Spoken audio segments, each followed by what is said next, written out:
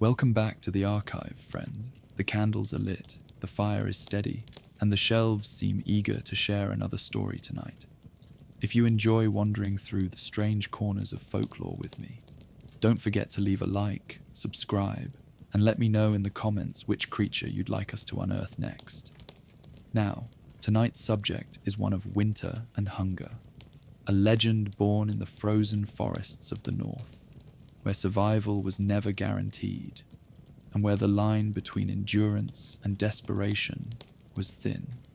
The Wendigo. The Wendigo is not a simple monster lurking at the edge of the firelight. It is hunger given shape, gaunt, skeletal, its body stretched too thin, its mouth always open and unsatisfied.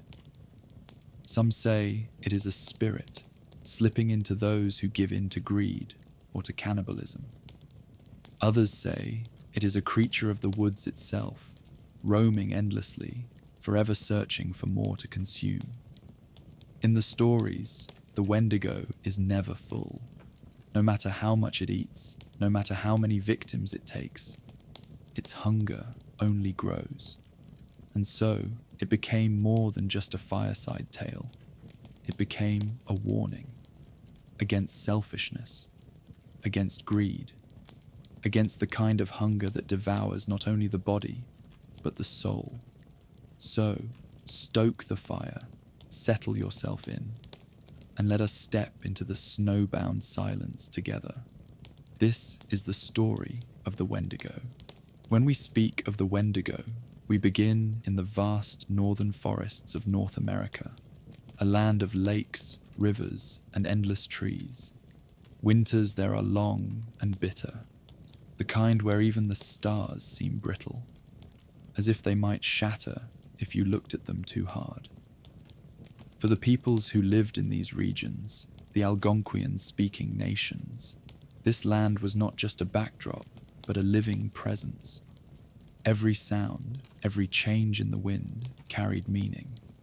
The Algonquian peoples were not one group, but many, Cree, Ojibwe, Innu, and others, whose territories stretched across what we now call Canada and the northern United States. They carried with them traditions shaped by generations of living in these woods. Their stories were not idle entertainment. They were warnings, teachings, and ways of remembering how to survive where winters could starve the unprepared. Among these teachings was the tale of the Wendigo, a figure born from hunger and cold, the two greatest enemies of winter.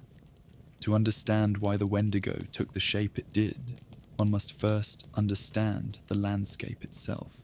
The earliest stories of the Wendigo were not written in ink, but carried in the breath of storytellers. Passed from elder to child, from winter camp to summer lodge, they were living things, changing shape but always carrying the same cold warning. In these stories, it was often described as impossibly tall, towering above the trees, its body thin to the point of breaking. Its lips were tattered, its teeth sharp, its eyes glowing with a hunger that could never be filled. Some said it had a heart made of ice. Others whispered that its entire body was frozen, yet somehow still moved, crunching through the snow with footsteps too heavy for such a thin frame. The Wendigo was not just a hunter, though. It was also a transformation. In many tales, a human might become a Wendigo if they gave in to cannibalism during famine, or even if they simply allowed greed to overtake them. It was less a creature to meet in the woods, and more a fate to fear within yourself. What makes these early accounts so haunting is how they blend the practical with the spiritual. On one hand, they were reminders of survival. Do not give in to hunger's worst temptation. On the other, they were stories of possession, of spirits that could slip into a body and twist it beyond recognition. The Wendigo was at once outside the village and inside the heart. The oldest known mentions from Algonquian oral tradition describe the Wendigo as a being whose hunger grew as it fed. Each time it consumed a victim, it swelled in size. so that no matter how much it ate, it remained thin, emaciated, always starving. Its appetite expanded faster than its belly could ever be filled. That detail, so cruel, so unnatural, made it the perfect embodiment of endless greed. When French missionaries first arrived in the 1600s, they heard whispers of this figure. They translated the name into their own words, trying to capture a concept that was not theirs. To them, it was a devil, an evil spirit. But their writings were echoes of the original voices. The truth of the Wendigo remained in the stories told under pine roofs, in the smoke of fires, when winter pressed close and bellies were not yet full. In these earliest stories, the Wendigo was not meant to entertain. It was meant to preserve. It carried with it the terrible memory of famine years, when survival demanded choices too heavy to bear.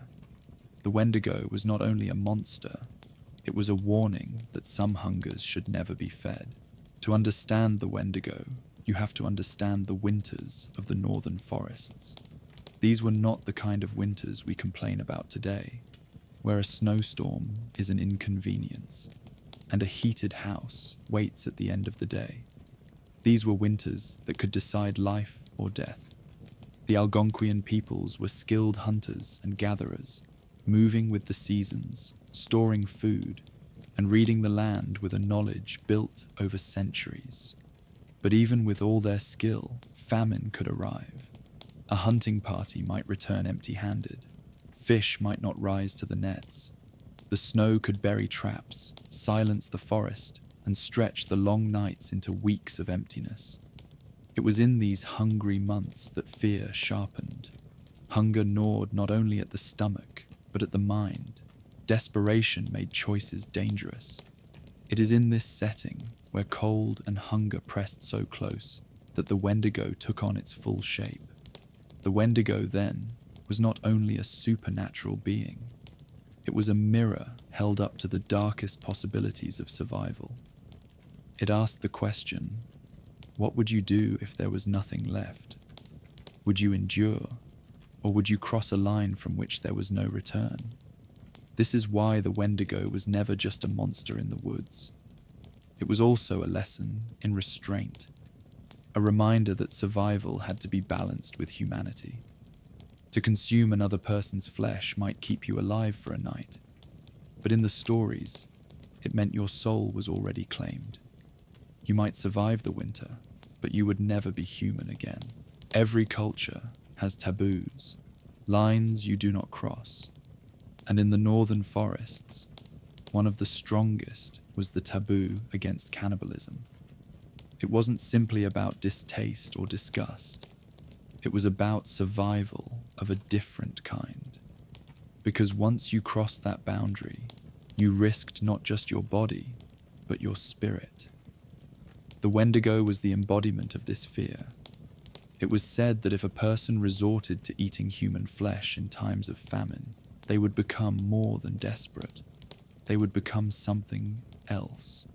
The Wendigo.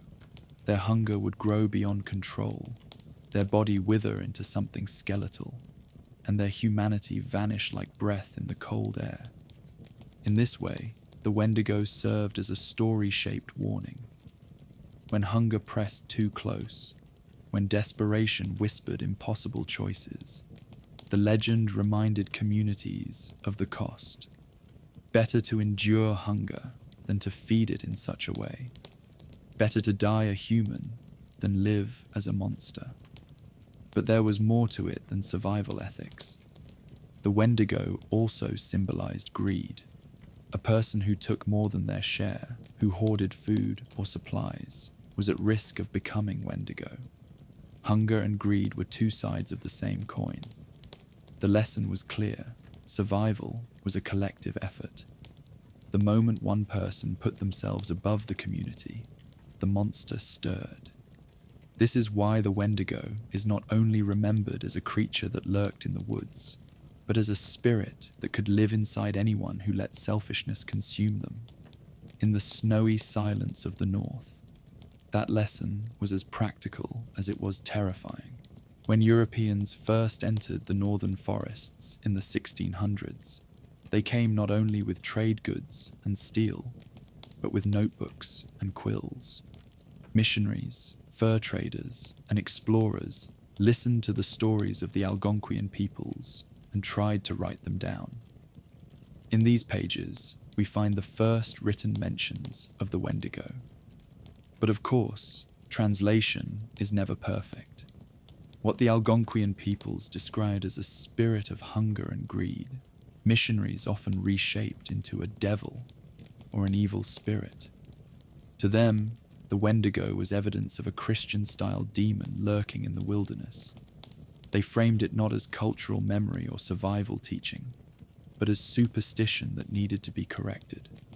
Still, their writings preserved something vital, that this legend was already ancient when they arrived.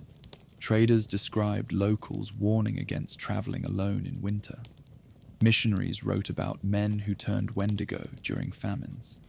One Jesuit account from the 17th century even noted that the Wendigo infects those who devour their fellow man. It was a rare moment when the written word caught the raw edge of oral tradition. The Europeans were fascinated, even horrified, by these tales. To them, the Wendigo was proof that the New World was wild, haunted, and dangerous. But what they missed, or perhaps could not understand, was that the Wendigo was not a story of evil for evil's sake. It was a story rooted in land, hunger, and survival. So the Wendigo stepped onto the page, half mistranslated, half preserved. And from there, it began a strange journey, moving from fireside lesson into colonial records, and eventually into the imaginations of people who had never known a northern winter. When it comes to the Wendigo, description is never simple. Ask 10 storytellers, and you may receive 10 different answers. Yet across those differences, one thread always runs true. The Wendigo is a figure of starvation. In most accounts, it is skeletal, its skin stretched too tightly over its bones, as though hunger itself has gnawed away all excess. Its lips are torn or missing, exposing teeth always ready to bite. Its eyes burn with a strange glow, sometimes red, sometimes yellow, sometimes like cold fire. Its hands are long, ending in claws that look more suited to tearing bark from trees than skin from flesh. Some stories describe it as impossibly tall, towering above even the tallest pine, while others place it closer to human size, though twisted and deformed. A few tellings add antlers or horns, grafted onto its skull like trophies. But many elders argue those details are later inventions, Hollywood intrusions, added for effect rather than truth. The original Wendigo, they insist, was far more unsettling in its simplicity, a human form hollowed by hunger, walking long after humanity was gone. And always there is the hunger. Its chest may look sunken, its belly caved in, but no matter how much it consumes, the Wendigo is never full. The emptiness inside it is endless. Every bite makes it thinner, not thicker. Every meal only deepens the void. When you picture the Wendigo, then, it is not about the horns or the claws, or whether it towers or crouches. It is about that feeling, that ache in the belly, stretched into something monstrous. The Wendigo is hunger given a body, and that body was made to terrify. The Wendigo was not one fixed portrait. Among the Algonquian-speaking peoples, each community shaped the creature through its own experiences of land and hunger. For the Cree, it was a skeletal figure with eyes like burning coals. Among the Ojibwe, it could be described as a giant, larger than any lodge, striding across snowdrifts. In some Innu accounts, the Wendigo was less a visible creature and more a force, an invisible hunger that entered a person's heart. This variety is important. It reminds us that folklore is not static. It moves and bends like the smoke from a fire, shaped by who is telling it and where. What remains constant is not the exact features, but the lesson behind them: hunger, greed, and loss of humanity. Later, as colonial writers attempted to catalogue the Wendigo, they often fused these different descriptions into one. They sought a definitive version, but in truth, there never was one. The Wendigo was always shifting, always tied to the storyteller and the moment. And perhaps that is what makes it so enduring. It is never trapped in a single shape. One of the most fascinating aspects of the Wendigo is the question, what is it exactly? A physical monster roaming the woods, or a spirit that possesses the desperate? Among many Algonquian traditions, the Wendigo was both. Sometimes it appeared as a gaunt figure stalking hunters and villages. Other times, it was said to slip into the heart of a starving person, transforming them from the inside out. A Wendigo could be hunted and fought, or it could be exorcised through ritual and healing. This duality blurs the line between folklore and lived experience. Was the Wendigo a predator or a sickness of the soul? In truth, it was both. The woods could kill you, but so could the hunger inside your own chest. The Wendigo stood at the crossroads between those dangers. The Wendigo was not only seen, it was heard. In many tales, its presence was marked by the sound of howling winds, the kind that whip through pine branches and make even the strongest fires tremble. Some said this was the Wendigo's breath, rattling across the land. To those who listened closely, the cries of winter could become eerie. A lonely howl could be the call of a wolf, or something far worse. The Wendigo's voice was said to carry despair, a sound that froze the heart as much as the body. It is not hard to see why these associations formed. In the deep winter, the forest speaks with strange voices. Wind and snow create illusions. A distant crack or moan could be a tree or a warning. For the people who lived by these sounds, the Wendigo was a way of naming the unease of winter's chorus. If the Wendigo is remembered for one thing, it is hunger. Endless, gnawing, unrelenting hunger. The earliest tellings say that the more it ate, the hungrier it became. Its body would swell grotesquely, only to stretch back into emaciation. A cruel paradox. Feeding itself only deepened its emptiness. This hunger was not just about food, it was about greed in every form. Hoarding food during famine, taking more than one's share, or consuming beyond what was necessary. All of these were pathways to becoming Wendigo. In this way, the monster was both cautionary tale and cultural compass, teaching restraint and balance. The motif of endless hunger is what makes the Wendigo so timeless. It speaks not only to survival in the forest, but to larger truths, that unchecked desire can never be satisfied, and that those who give themselves over to it will be consumed in turn.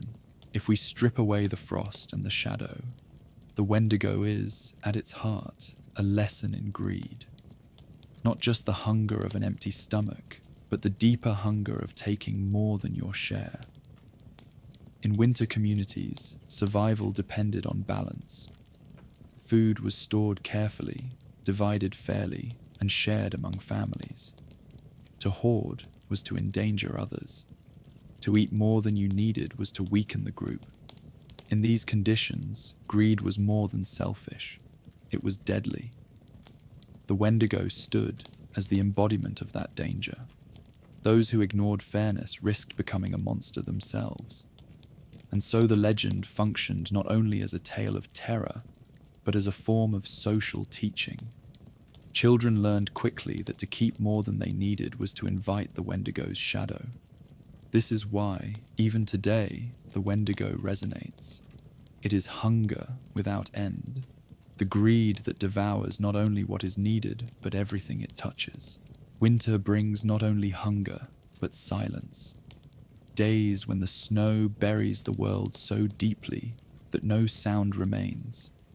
Weeks where families are trapped indoors, the fire their only companion. Isolation can gnaw at the mind just as hunger gnaws at the stomach.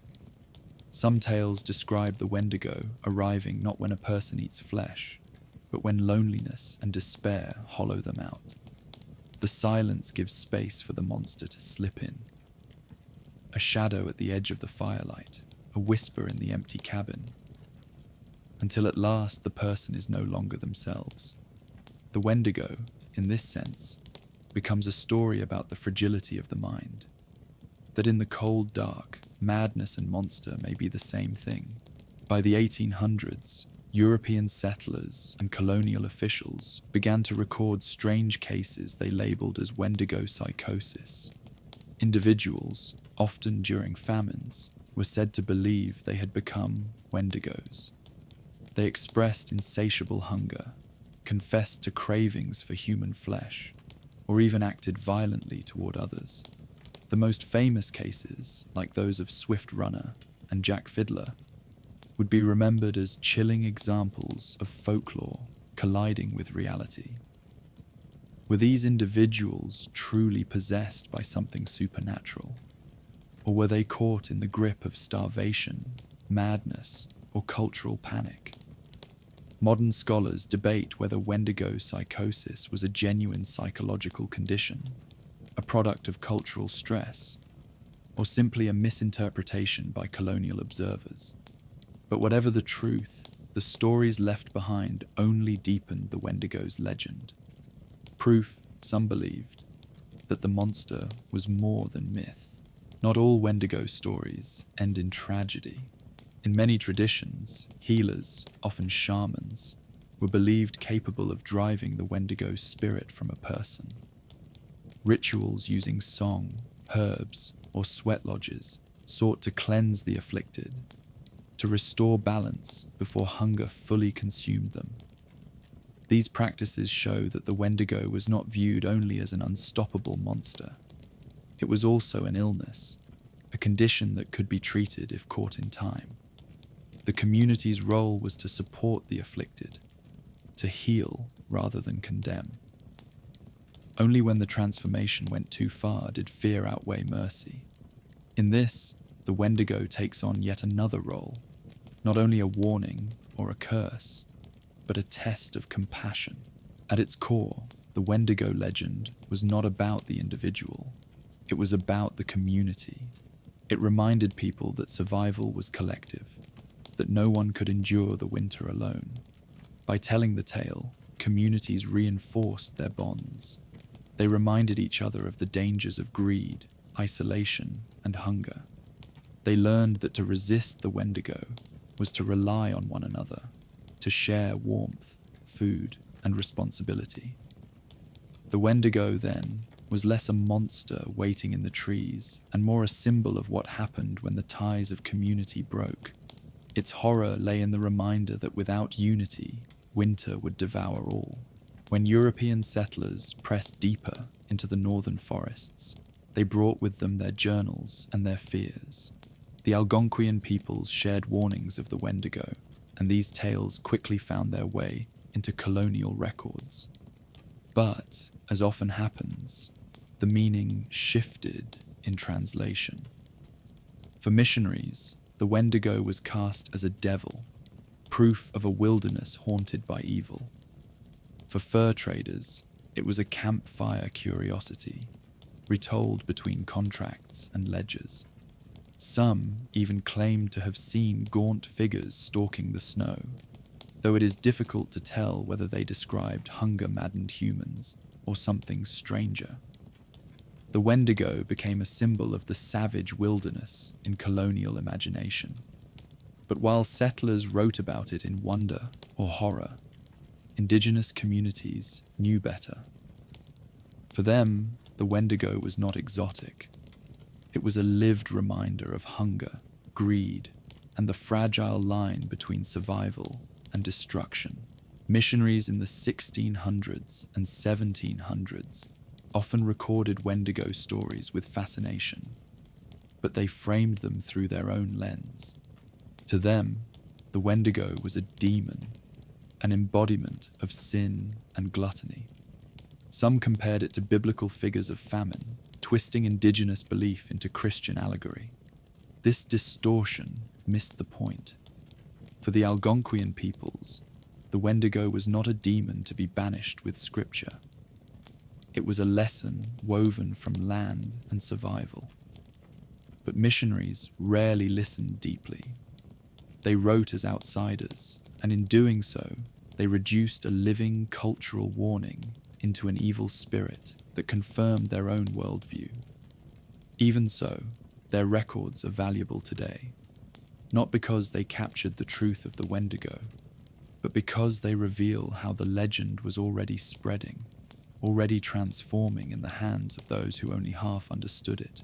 By the 19th century, the Wendigo had stepped out of legend and into headlines. Two cases in particular stand out: Swift Runner and Jack Fiddler. Swift Runner was a Cree man who, in the winter of 1879, killed and consumed members of his family. When questioned, he claimed to have been possessed by a Wendigo. His case became infamous, reported in newspapers as proof of the terrifying reality of the legend. Jack Fiddler, a Cree shaman, was arrested in 1907 after admitting to killing people he believed were turning into Wendigos. To his community, this was an act of mercy, preventing the monster from fully consuming them. To colonial authorities, it was murder. He died in custody, leaving behind a legacy that blurred the line between healer, executioner, and accused criminal.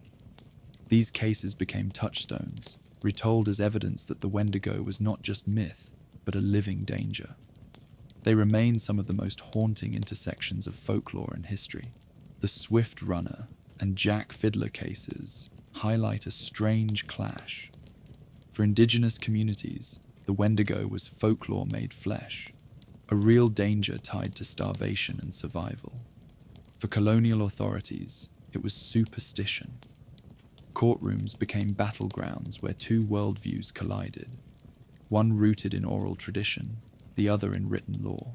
Beyond the trials and headlines, the Wendigo lived on in fireside tales. Hunters warned one another not to stray too far in winter.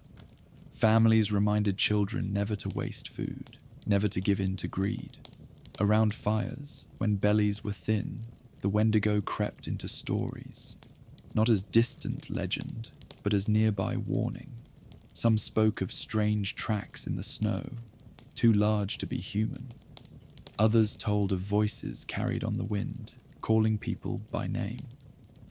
A few whispered that once, in times of famine, they had known someone who changed, whose eyes grew hollow, whose hunger grew unnatural. These stories stitched the Wendigo into everyday life. It was not only a myth for long ago, but a companion for every winter, crouching at the edge of the firelight, reminding listeners what lines should never be crossed. The first step the Wendigo took into the wider world was through literature.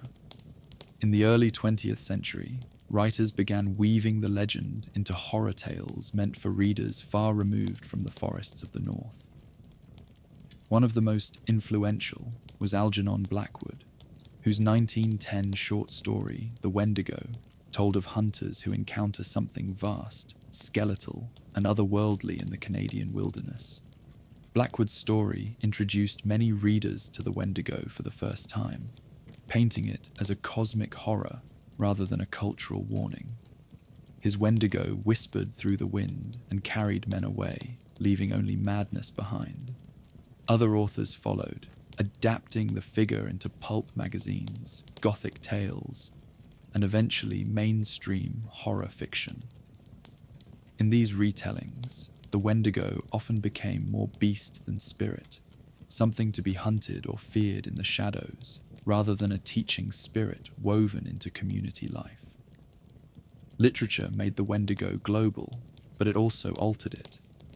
The lessons of restraint and communal survival faded, replaced by the thrill of a terrifying creature in the woods. The Wendigo became entertainment, and in doing so, it began to change shape again. From books, the Wendigo crept onto screens. Hollywood, always eager for a monster, embraced the figure.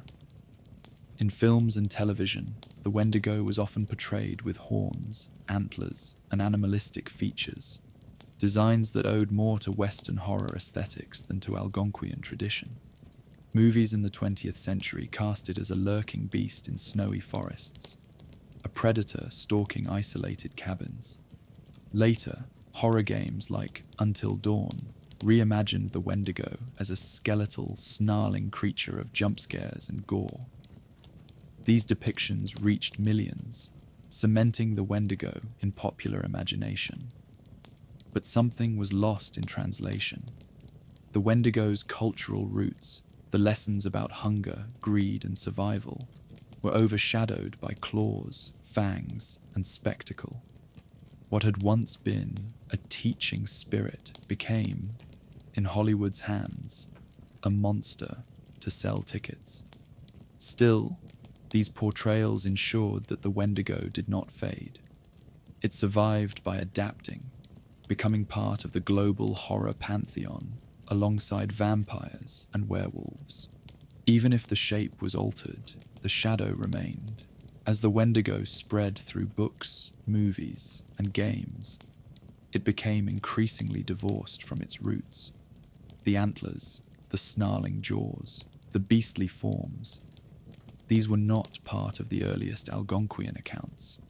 They were inventions designed to make the Wendigo more palatable to Western audiences, accustomed to horned demons and bestial villains. For Indigenous communities, this shift was frustrating. The Wendigo was not merely a monster to frighten. It was a cultural warning, a lesson about the dangers of hunger and greed. By reducing it to a creature of jump scares, popular culture stripped away its meaning. Today, many Indigenous writers, artists, and storytellers are working to reclaim the Wendigo. They emphasize its role as a spirit of imbalance, a force that warns against selfishness, and a reminder of what happens when one person places their needs above the community. In their hands, the Wendigo is not entertainment, it is heritage. In the modern world, the Wendigo has taken on new meanings. Writers and scholars point to it as a symbol of greed, endless consumption with no thought of balance. Some have even compared the Wendigo to capitalism itself, a hunger that devours forests, rivers, and communities in pursuit of profit, yet never feels satisfied. Others link it to climate change. The Wendigo, they argue, is the embodiment of imbalance, the way human appetite stretches beyond what the earth can provide. Like the monster, our hunger only grows as we consume more, and the cost is everywhere around us.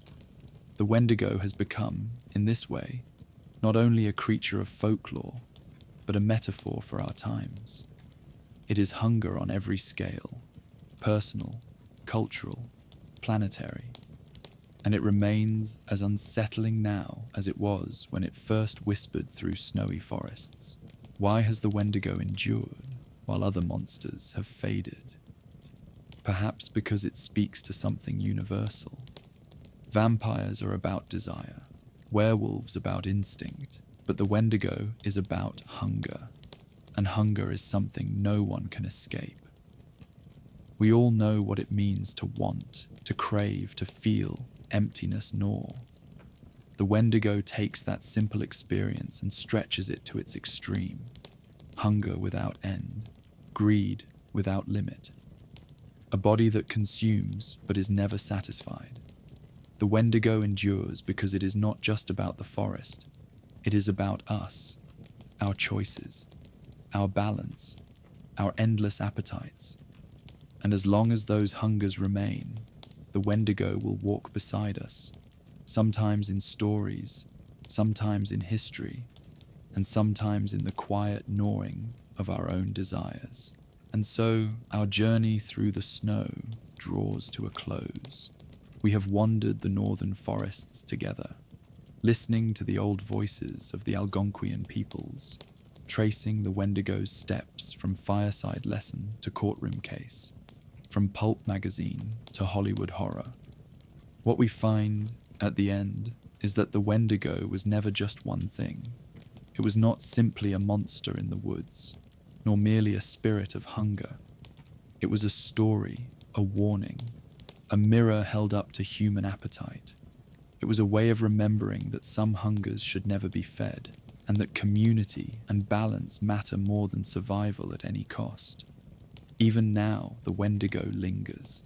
It lingers in books and films, in campfire whispers, in essays that use it as a symbol for greed and imbalance. And perhaps it lingers, too, in us.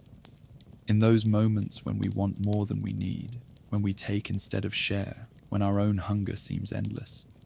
The Wendigo waits there, a quiet reminder that the line between human and monster is thinner than we like to admit. But here, in the warmth of the archive, with the candles low and the fire steady, we can let the Wendigo rest.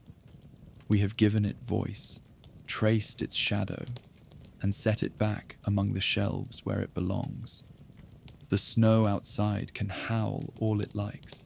Inside, the air is calm. Good night, traveler.